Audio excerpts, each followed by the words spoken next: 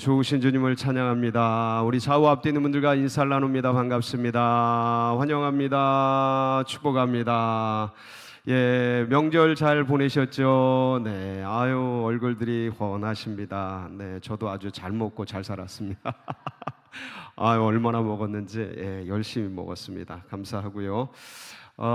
오늘 찬양이 너무 은혜스럽지 않습니까? 우리 마하나임 찬양단 늘 열심히 주님을 찬양하는데 우리 따뜻한 격려의 박수로 우리 함께 하도록 하겠습니다. 너무 수고 많았습니다. 감사합니다.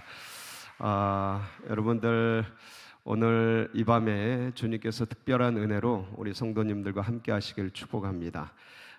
특별히 이제 연휴가 이번에는 상당히 좀 길었어요. 그래서 되게 여유도 있고 이제 그렇더라고요. 아마 그래서 귀경하고 또 귀향했던 그런 분들이 좀 더 여유 있는 그런 연휴였을 텐데 길다 보니까 휴가가 길다 보니까 이게 또 주님을 향한 어떤 열심 이런 것들도 또 이제 약해질 수 있고 주님을 바라보고자 하는 그런 열망들도 또 이렇게 막 여기저기 다니다 보면 해외 나갔다 와 보니까 그렇더라고요. 마음은 원이로되 육신이 연약해서 이게 주님 여러 가지 일들 속에서 이게 주님을 향한 지향성이 약해지기도 하고 놓쳐지기도 하고 그렇더라고요.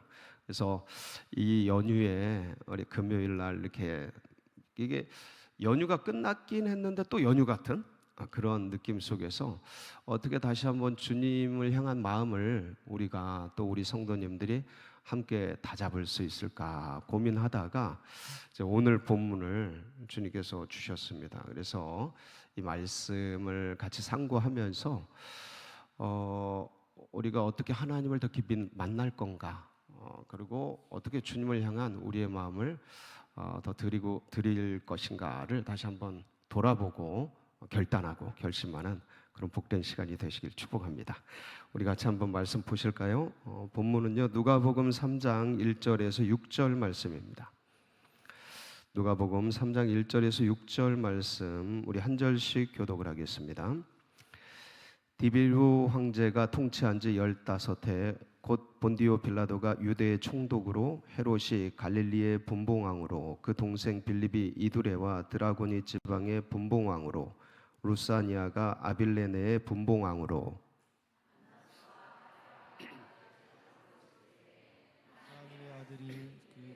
사가랴의 아들 요한에게 임한지라. 요한이 요단강 근처 각처에 와서 죄사함을 받게 하는 회개의 세례를 전파하니 선지자 이사야의 책에 쓴 바 광야에서 외치는 자의 소리가 있어 이르되 너희는 주의 길을 준비하라 그의 오실 길을 곧게 하라. 모든 골짜기가 메워지고 모든 산과 작은 산이 낮아지고 굽은 것이 곧아지고 험한 길이 평탄하여질 것이요 모든 육체가 하나님의 구원심을 보리라 함과 같으니라. 아멘. 성경에 참 위대한 인물들이 많이 나오는데 오늘 우리가 읽은 말씀의 주인공 세례 요한, 이분보다 더 문제적인 사람이 있을까? 성경에서 가장 위대한 사람으로 이렇게 존중을 받고 하는데 태어날 때부터 그의 죽음까지 굉장히 이해할 수 없는 수수께끼로 가득한, 그리고 그가 이제 광야에서 자라나는데 자라남으로부터 시작해서 모든 면면이 아주 굉장히 조명을 받아야 함에도 불구하고 조명이 꺼진 듯한, 왜 그럴까를 제가 한번 생각을 해봤어요. 굉장히 중요한 인물인데 그러니까 주님 바로 앞에 계셨잖아요. 그렇죠? 주님이 나오시기 전에 6개월 앞에 있었거든요. 그러니까 이 주님이 워낙 크니까 이 신이시잖아요.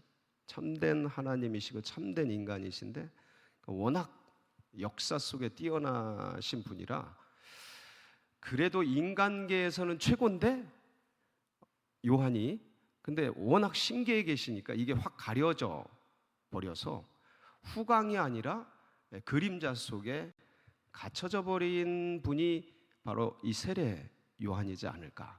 그래서 굉장한 많은 역사를 이뤘는데도 불구하고 조명이 안 되고 묻혀버린, 그래서 문제적인 그런 분이라고 이렇게 볼 수가 있는데, 근데 이분의 삶을 이제 우리가 같이 들여다보고 그러면서 이분이 어떤 분인가를 같이 잠깐 나눌 겁니다. 그리고 어떻게 이렇게 위대한 삶을 살았을까? 짧은 생애예요, 짧은 생애. 그러니까 공생애를 거의 예수님보다 더 짧게 지냈어요. 그런데도 불구하고 엄청난 역사를 이뤄요. 그 2, 3년 사이에 딱 2, 3년 사역했거든요. 그리고 사라져요. 정말 여름날 들풀처럼 사라져요. 그런데 그 2, 3년의 사역이 굉장하거든요. 어떻게 이렇게 위대한 족적을 남길 수 있었을까? 찾아보는 거죠. 가려져 있는데 찾아보는 겁니다. 그런데 그게 이분이 뛰어나고 이분이 잘나고 이분이 뭔가 탁월하고 능력이 있어서가 아니고 뭐가 임한 거예요? 오늘 말씀을 보면 하나님의 말씀이 임해요. 그러니까 하나님은 말씀이시잖아요. 하나님의 말씀이 임한다는 건 뭐가 임한다는 거예요? 하나님이 임한다는 거예요. 하나님을 만나는 거야. 하나님을 인생 전체 속에서 만나는 거예요. 그리고 이제 그 뒤에 사역이 시작되거든요. 쫙 세례 사역부터 설교 사역으로 이제 메시아까지 추앙받는 그런 사역들이 쭉 전개가 되는데, 그러니까 하나님의 말씀이 임하더라. 그러니까 굉장한 위대한 삶을 살아요. 근데 그 삶이 이분의 뛰어남과 능력과 실력이 아닌 거야. 뭐가 임했다고요? 하나님의 말씀이 있어. 그러면 하나님의 말씀이 내게 임하면 나도 나이와 환경과 여건을 초월해서 하나님께 이렇게 쓰임받는 하나님의 사람이 될 수? 아멘이세요? 그 말씀이 임하기만 하면 하나님을 더 깊이 만날 때 이런 역사가 일어나는데, 그럼 어떻게 하나님의 말씀이 임했는가? 어떠한 사람에게 어떻게 주님이 깊이 만나주시는가까지 우리가 함께 살펴보면서 같이 붙들고 기도하는 그런 시간을 갖도록 하겠습니다. 여러분, 성경에서 굉장히 백성들에게 또 유대 지도자들에게, 예수님 시대죠, 지도자들에게, 그리고 예수님조차도 지극히 칭찬했던 사람 누굽니까? 세례 요한이에요. 사람들은요, 백성들은 이분이 메시아인 줄 알아요. 얼마나 위대한지. 그리고 예수님은 사실은 사두개인, 바리새인, 제사장 이런 그룹들에게 굉장한 핍박을 받잖아요. 예수님은 적대적이거든요. 근데 이 세례 요한은 이 제사장 출신이에요. 그래서 지도자들이, 유대 지도자들이 세례 요한에게 세례를 받으러 가요. 회개하러 가고 이 죄 사함을 받게 하는 세례를 받아요. 그럴 정도로 칭찬받고 많은 사람들에게 인정받고 존중을 받아요. 그리고 이 모든 사람들, 유대 지도자들을 넘어서 예수님이 이 세례 요한을 칭찬하시죠. 뭐라고 칭찬하셔요? 여자가 낳은 자 중에 가장 큰 자다. 이보다 큰 자가 없다. 누가복음 7장 24절 28절에 이 예수님의 세례 요한을 향한 칭찬이 담겨져 있습니다. 같이 한번 읽어볼게요. 시작. 요한이 보낸 자가 떠난 후에 예수께서 무리에게 요한에 대하여 말씀하시되, 너희가 무엇을 보려고 광야에 나갔더냐? 바람에 흔들리는 갈대냐? 그러면 너희가 무엇을 보려고 나갔더냐? 부드러운 옷 입은 사람이냐? 보라, 화려한 옷을 입고 사치하게 지내는 자는 왕궁에 있느니라. 그러면 너희가 무엇을 보려고 나갔더냐? 선지자냐? 옳다. 내가 너희에게 이르노니 선지자보다 훌륭한 자니라. 기록된 바 보라, 내가 내 사자를 네 앞에 보내리니 그가 네 앞에서 네 길을 준비하리라 한 것이 이 사람에 대한 말씀이라. 내가 너희에게 말하노니 여자가 낳은 자 중에 요한보다 큰 자가 없도다. 그러나 하나님의 나라에서는 극히 작은 자라도 그보다 크니라 하시니라. 그러니까 예수님의 말씀을 요약하면 선지자보다 더 훌륭한 사람이다.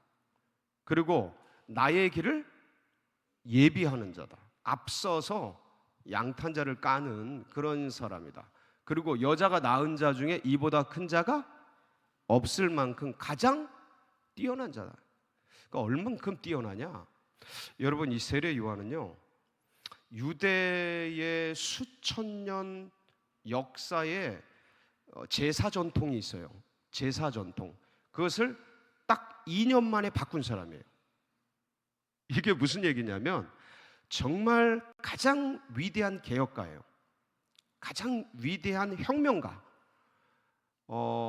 유대에서 성전 제도, 예수님이 성전 모독죄로 돌아가시잖아요. 그러니까 이 성전에서 이루어지는 피제사, 동물제사, 이것은 유대 역사에서 아브라함 때부터 쫙 시작된 거예요. 그리고 모세에 의해서 율법으로 제정이 법제화가 되고, 그러니까 모세로부터 이 예수님 세례 요한 당시까지 1400년, 아브라함부터는 2500년 가까이 되는 기나긴 시간들을 피제사 전통, 동물제사 전통을, 아니죠, 그보다 훨씬 오래된 아벨 때부터 따지자면 사실은 그거는 굉장히 먼 얘기지만, 하여간 수천 년간의 이 동물제사, 동물의 피가 뭐를 속한다? 죄를 속한다는 이 피제사, 죄사함의 길.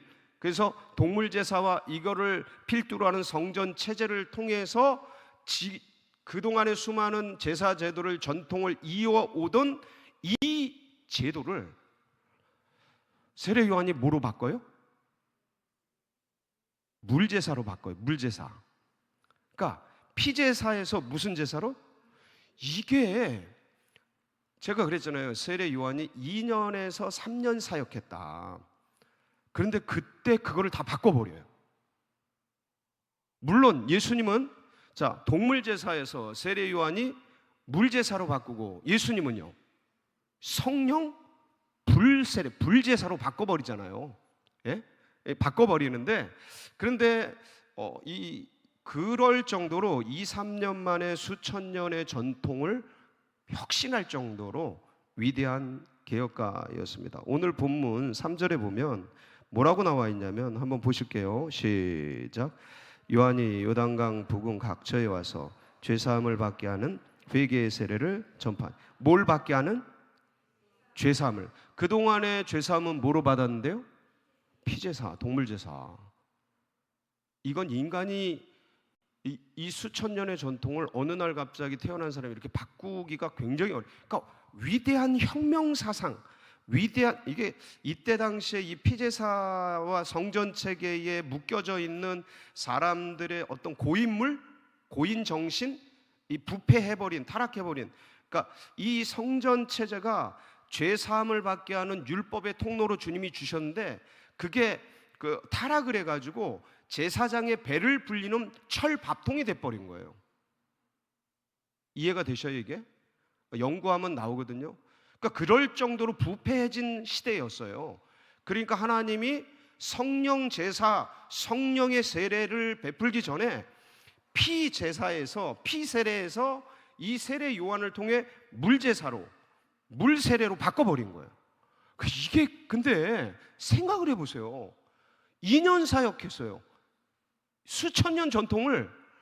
여러분, 피아노 우리 이제 여기서 여기 옮기는 것도 전통교회에서 1년에 10cm씩. 그게 전설같이 회자되는 그런 얘기예요. 여러분, 이거 함부로 뭘 바꾸는 게 굉장히 어려워요. 힘들어요. 한 번에 되지 않아요. 근데 그렇게 했단 말이에요. 이게 그런 거 생각하면 정말 위대한 개혁가이고 혁명가이다. 또 가장 위대한 설교가입니다. 누가복음 3장 7절에서 14절을 보면, 오늘 본문 이후의 절이거든요. 거기를 보면 정말 사람들이 어떻게 변하는지 말씀을 듣고, 시작. 요한이 세례 받으러 나오는 무리에게 이르되, 독사의 자식들아, 누가 너희에게 진노를 피하라 하더냐. 그러므로 회개에 합당한 열매를 맺고 아브라함이 우리 조상이라 말하지 말라. 내가 너에게 이르노니 하나님이 능히 이 돌들로도 아브라함의 자손이 되게 하시리라. 이미 도끼가 나무 뿌리에 놓였으니 좋은 열매 맺지 아니하는 나무마다 찍혀 불에 던져지리라. 무리가 들어 이르되 그러면 우리가 무엇을 하리이까? 대답하여 이르되 옷 두 벌 있는 자는 옷 없는 자에게 나눠줄 것이요 먹을 것이 있는 자도 그렇게 할 것이니라 하고, 세리들도 세리를 받고자 하며 와서 이르되 선생이여 우리는 무엇을 하리이까 하매 이르되 부과된 것 외에는 거두지 말라 하고, 군인들도 물어 이르되 우리는 무엇을 하리이까 하매 이르되 사람에게서 강탈하지 말고 거짓으로 고발하지 말고 받는 급료를 좋게 중한 일로 알려 하니라. 그러니까 뭐 세리, 군인, 백성 제가 다 읽지는 않았어요. 거기 또 딴 이제 병행 구절들을 보면 바리새인, 서기관, 수많은 유대 지도자들도 와서 말씀을 듣고 변화가 돼요. 그러니까 여기서 불이 나간 거죠.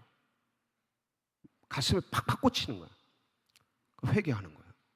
돌이키는 거야. 그 성경에 보면 이 세례 요한을 잃어버린 하나님으로 떠난 자들의 아비의 자녀들의 마음을 돌이키게 하는 자다라고 표현되어 있어요. 야, 그러니까 말씀이 영혼을 쪼개는 거야. 그럼 막 뒤집어지는 거야. 이 정도로 위대한 말씀의 사역자예요. 굉장한 사람이에요. 그리고 정말 실천, 그러니까 삶 속에서 실천한 가장 위대한 실천가 중에 한 사람이 바로 이 세례 요한이었다. 마태복음 3장 1절에서 4절을 보면 거기 이분이 살았던 삶의 흔적이 나옵니다. 한번 보실까요? 시작. 그때 세례 요한이 이르되 유대 광야에서 전파하여 말하되 회개하라 천국이 가까이 왔느니라 하였으니 그는 선지자 이사야를 통하여 말씀하신 자라. 일렀으되 광야에 외치는 자의 소리가 있어 이르되 너희는 주의 길을 준비하라. 그가 오실 길을 곧게 하라 하였느니라. 이 요한은 낙타 털 옷을 입고 허리에 가죽띠를 띠고 음식은 메뚜기와 석정이었더라. 예, 이렇게 살았어요.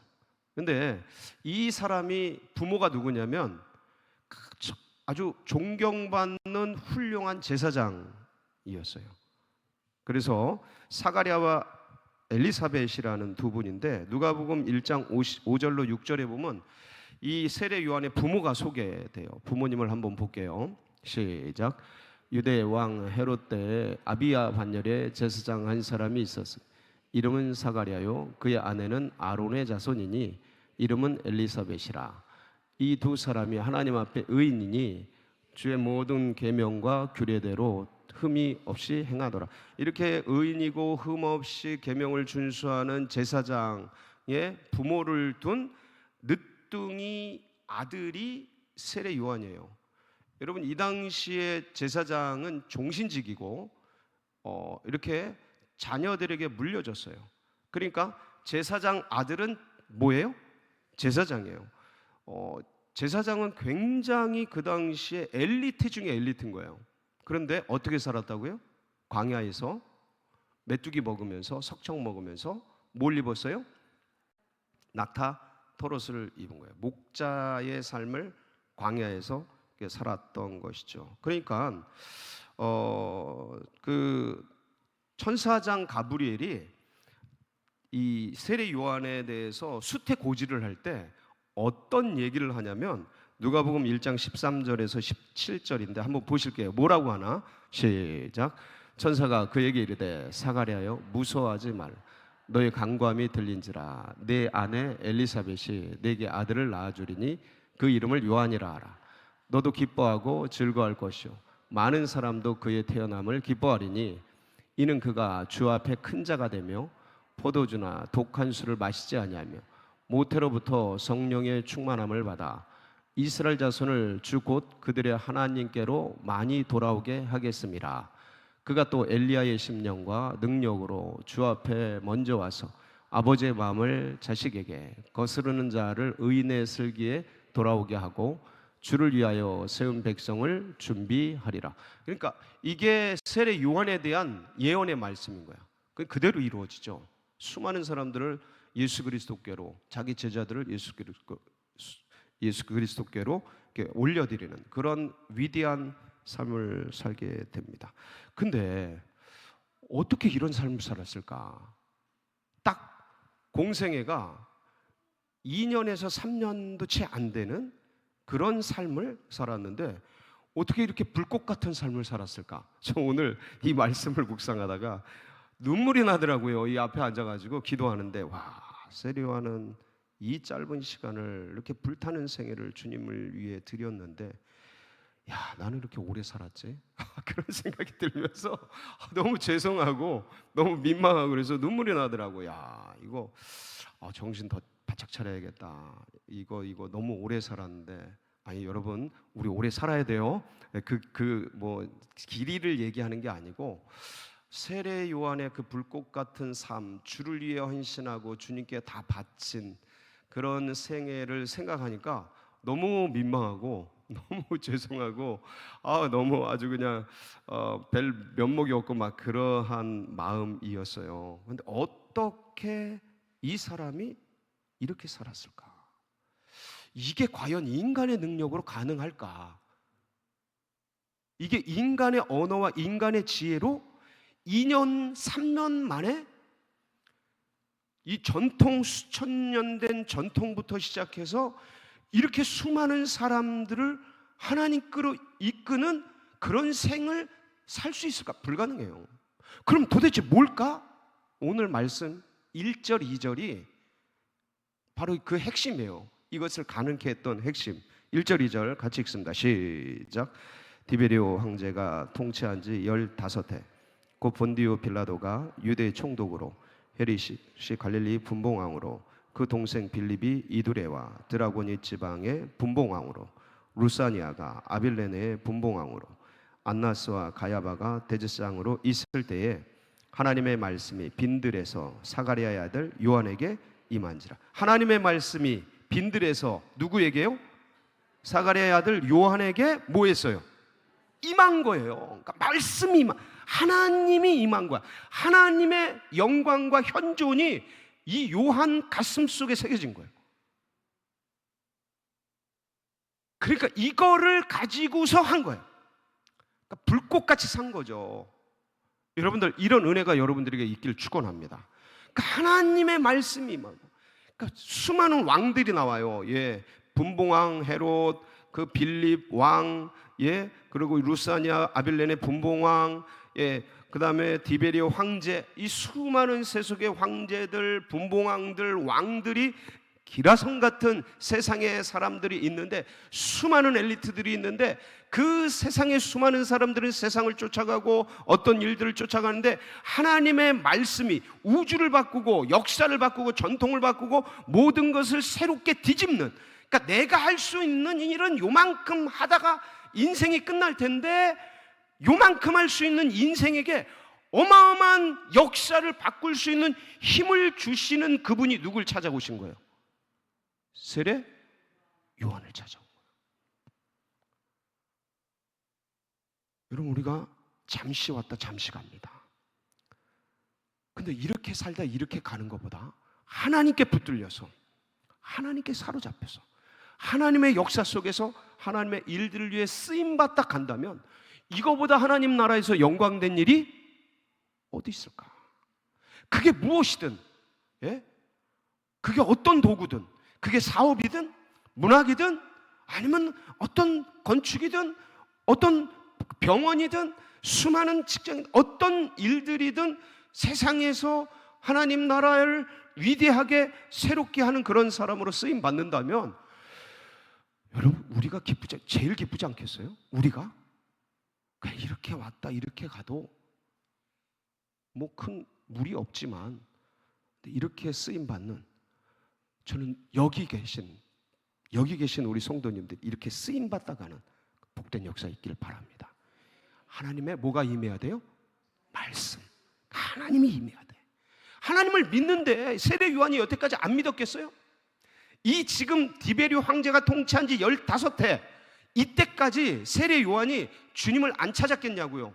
아니에요. 이 당시에는 에세네파, 바리새파, 사두개파가 있었는데, 에세네파가 전심으로 광야에서 하나님을 찾는 기도원파였어요.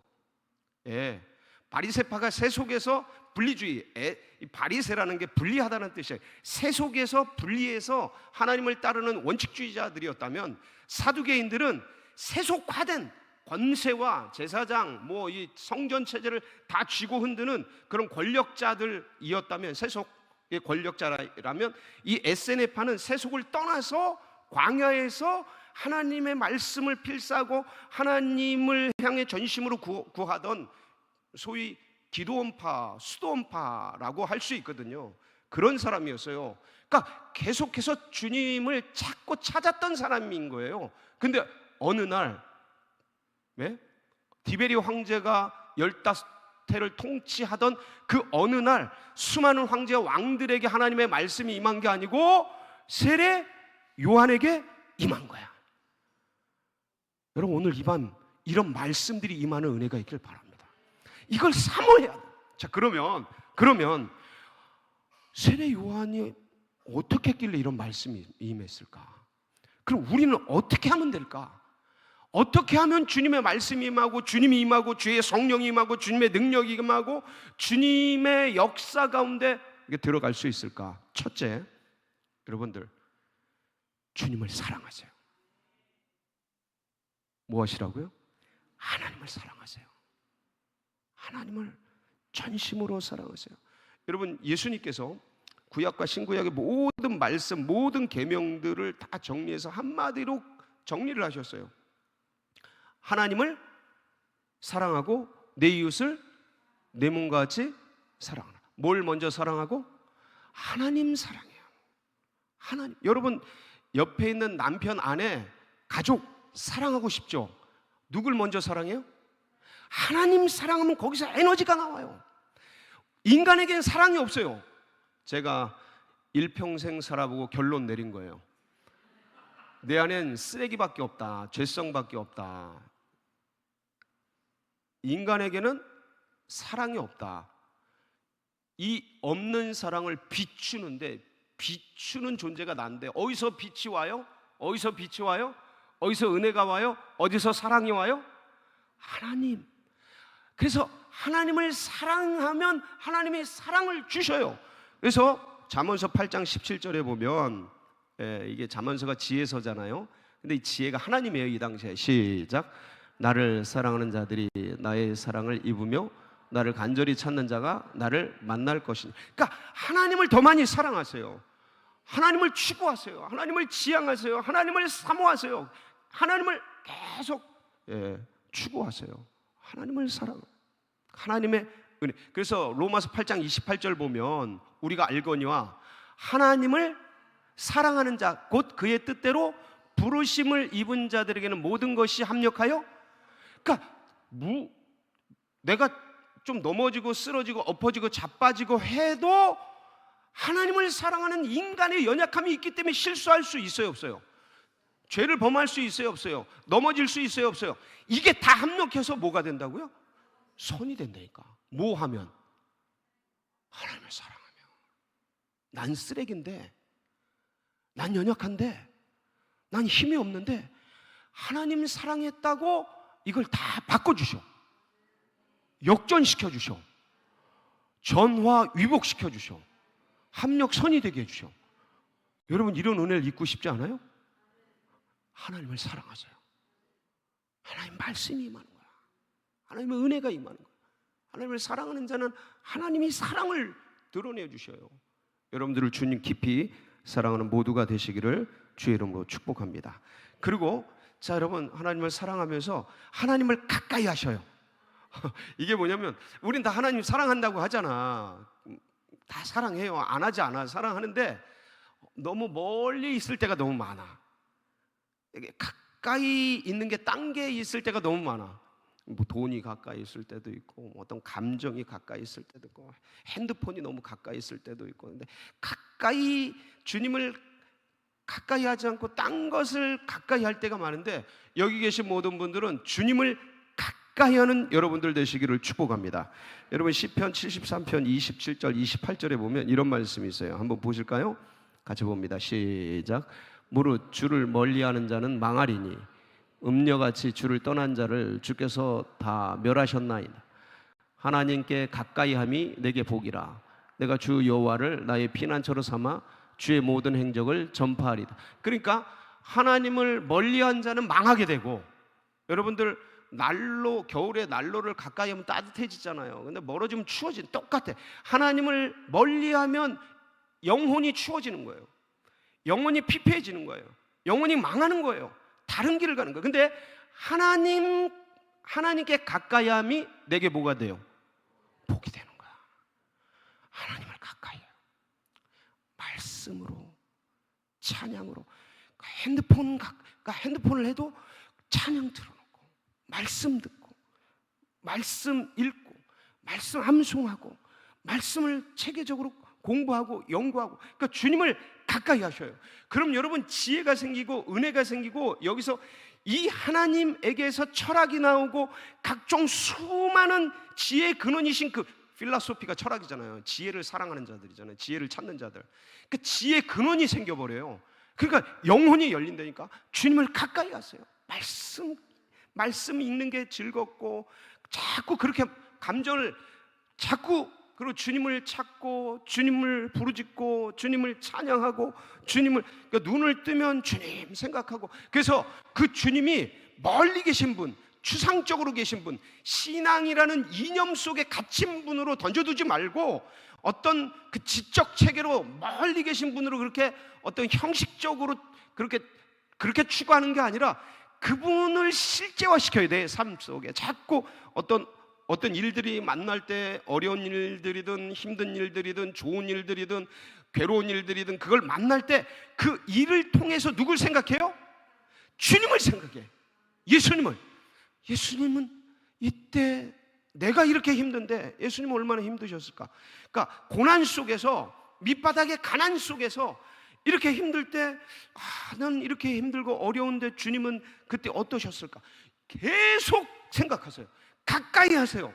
시를 쓰든 글을 쓰든 뭐를 하든 일을 하든 이걸 해가면서 주님을 가까이 하세요. 그럼 그분이 여러분을 가까이 합니다. 예. 근데 멀어지면, 하나님을 믿는데도 멀어지면 뜨뜻미지근해요. 믿는 게 아니야. 영적인 파워가 안 나와. 에너지가 안 나와. 믿는 것 따로, 내 삶 따로야.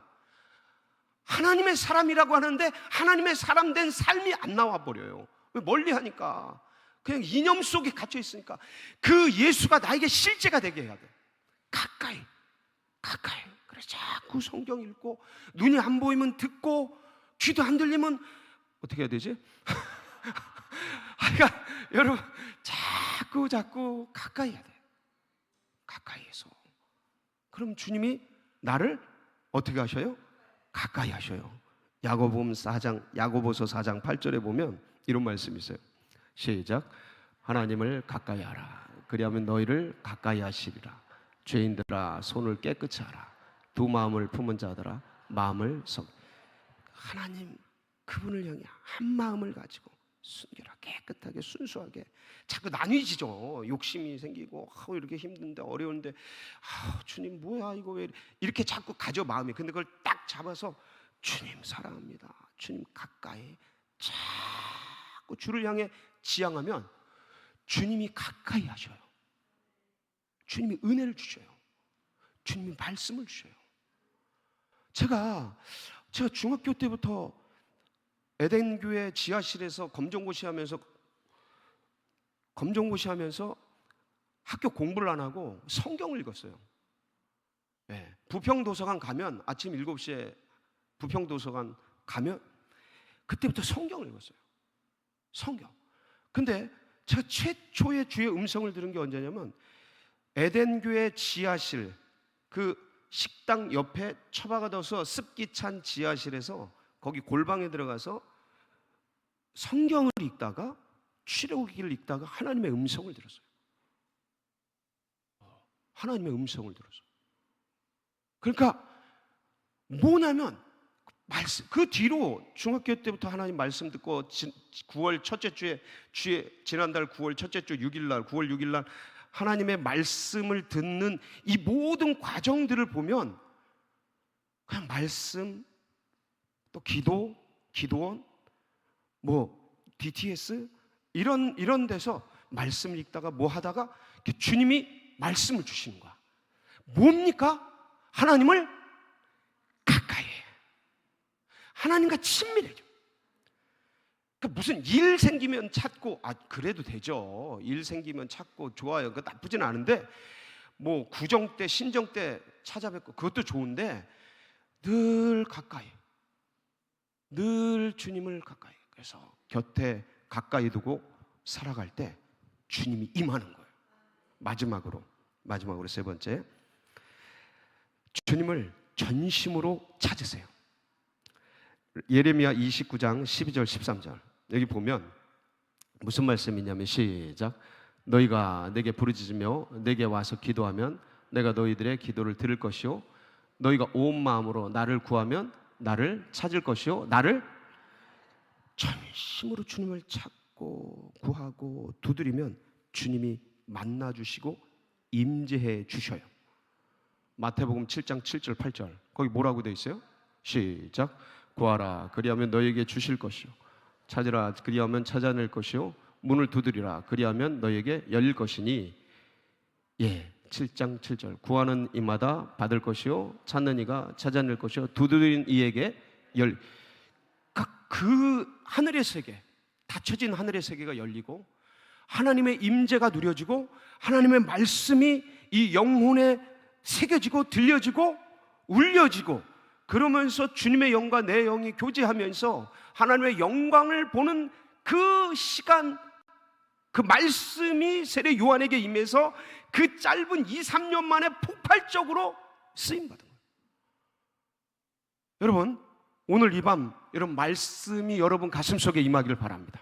하나님의 영광이, 하나님의 영이 여러분 영 속에 임하는 은혜가 있기를 축복합니다.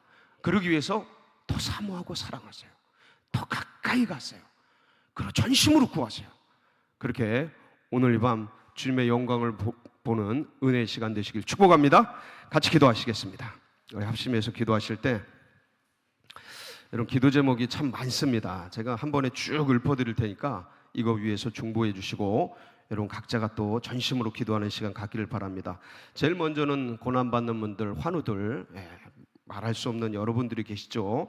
그리고 연로하신 분들, 예배드리고 싶어도 못 나오는 그런 분들이 꽤 많습니다. 위에서 기도해 주시고 군대, 해외, 지방 출타자들 여러분 계셔요. 청년들도 우리 선교사님들 그리고 작은 교회 목회자들을 위해서 참 돌아보니까 제가 석 달 동안 다니면서 작은 교회, 큰 교회 다 다녀봤는데 정말 어려운 사역하시는 분들도 많더라고요. 그런 분들 위해서 무엇보다 다음 세대 교회 학교 그리고 수능생 31명 위해서 정말 좋은 열매 맺도록 그리고 새벽 이슬 같은 청년들 주님 위하여 일어나도록 위해서 기도해 주시고 교회 행사가 있습니다. 이번 주 주일날 3부 예배 마치고 4시부터 6시까지 가을 음악회가 있어요.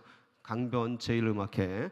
그래서 여러분들 토요일 날 비가 오고 월요일 날도 비가 오는데 지금 다행히 하나님께서 은혜를 베풀어 주셔서 주일 날은 흐리지만 비가 온다는 소식이 없어요. 그래서 하나님께서 흐린 날씨를 쨍쨍하게 하셔서 많은 영혼들이 와서 우리가 봄에 부활절 때 이거 행사했는데 그때 전도되고 온 분도 계시거든요. 그래서 이번 행사 때 하나님께서 날씨를 주장하시고 기름 부어 주셔서 정말 은혜로운 그런 가을 음악회가 되도록 위해서 그리고 추수감사절이 셋째 주에 있죠.